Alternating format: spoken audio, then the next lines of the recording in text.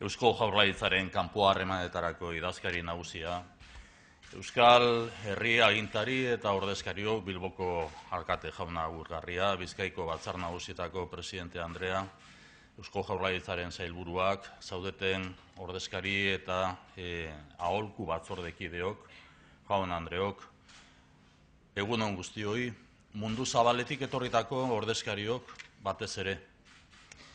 Euskalduna jauregian elkartu gara, Euskaldunok gara denok.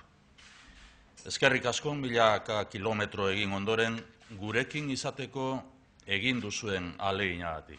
Benetan eskertzekoa da eta beraz harro gaude zuetaz. Harro Euskadiren izena eta izana mundu zabalean bizirik mantentzeko egiten duzuen lanagatik. 7. mundu biltzar hau zinta dantzarekin hasi dugu, elkarrekin, musikarekin, eta dantzaren alaitasuna eta bizitasuna lagun. Lehen mundu biltzar hau antolatu zenetik, Eusko Jaurlaritza beti egonda diasporatik oso gertu. Diasporizatu izan zen duela 4 urte Gasteizen hartutako konpromisoa. Orain, saregintzan esaten dugunean, aurrera pausu, aurrera urratz berri bat eman nahi dugulako da. Geroz eta globalagoa den mundu honetan, geroz eta estuagoa izan behar da gure arteko harremanen sarea. El gobierno vasco ha querido estar siempre cerca de la diáspora, tanto en los tiempos de exilio como desde su restitución en los primeros años 80 del pasado siglo. El lehendakari Aguirre puso en marcha el primer Congreso Mundial Vasco. En los momentos más duros y difíciles para el gobierno vasco en el exilio, quiso aunar fuerzas y proyectar una imagen positiva de Euskadi en el mundo. Rescato hoy una de sus ideas. Decía, todo lo que hagamos ahora será fructífero para el mañana. Así ha sido. De hecho, en 1982 se celebró la primera reunión global de las comunidades vascas del exterior. Katea ez da eten. Hoy damos continuidad a esta cadena que nos une y nos fortalece como pueblo en un mundo cada día más abierto y global. Ideia bat azpimarratu nahi dugu gaurkoan. Nazioarteko esperientziak aberastu egiten gaitu. Nazioartekotzea ezinbesteko xedea da edozein herri, unibertsitate, enpresa, elkarte, kultura edo kirol ekintzetarako edo ekintzarentzako. Baita pertsona bakoitzarentzako ere. Norberarentzat aberazgarria da nazioarteko esperientzia hori. Horregatik da hain garrantzitsua mundu biltzar honetan elkartzea, gure sarea ehuntzen eta indartzen jarraitzea. Bidea egiten jarraitu behar dugu. Bigarren ideia.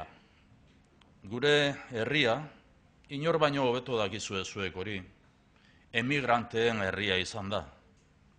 Inoiz ez dio utzi mundura ateratzeari. Orain, herri gisa prestatu behar dugu migrazio berriei aurre egiteko eta gure artean integratzeko, txertatzeko. La experiencia y el encuentro internacional nos enriquece como país. Este Congreso Mundial es una oportunidad. Las políticas de diáspora de Euskadi se han venido planteando en base a los postulados y conclusiones de los congresos que hemos compartido. Tenéis una gran y doble responsabilidad durante estos días. Por una parte, reflexionar sobre qué puede hacer Euskadi por vosotras y vosotros. Y por otra parte, qué es lo que podéis hacer por la Euskadi global que queremos tejer juntos. Os emplazo a que hagáis esta reflexión conscientes del momento que estamos viviendo y que nos aportéis, desde vuestra experiencia y trayectoria, las sugerencias y propuestas para el Plan Cuatrienal de Acción Institucional 2020-2023. Este es el valor añadido de vuestro trabajo en un mundo en transformación.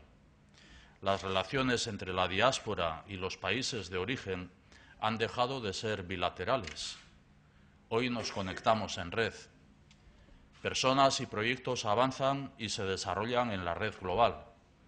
Hemos pasado de la idea de Zubigintzan, propuesta en el Congreso de 2007, al nuevo modelo Saregintzan del Congreso que estamos inaugurando. Compartimos el mismo objetivo: seguir siendo un referente internacional a la hora de establecer las políticas diaspóricas del siglo XXI. Todo lo que hagamos ahora será fructífero para el futuro de la Euskadi global que estamos construyendo juntas y juntos. Zubigintzan eredutik Saregintzan eredura igaro gara. Jarraitu dezagun beraz lanean, auzolanean, Euskal Sarea munduan zabaltzen eta indartzen. Saregintzan, iparragirre gogoan, eman eta zabaltzazu munduan fruitua. Ongi etorri guztiok eta eskerrik asko.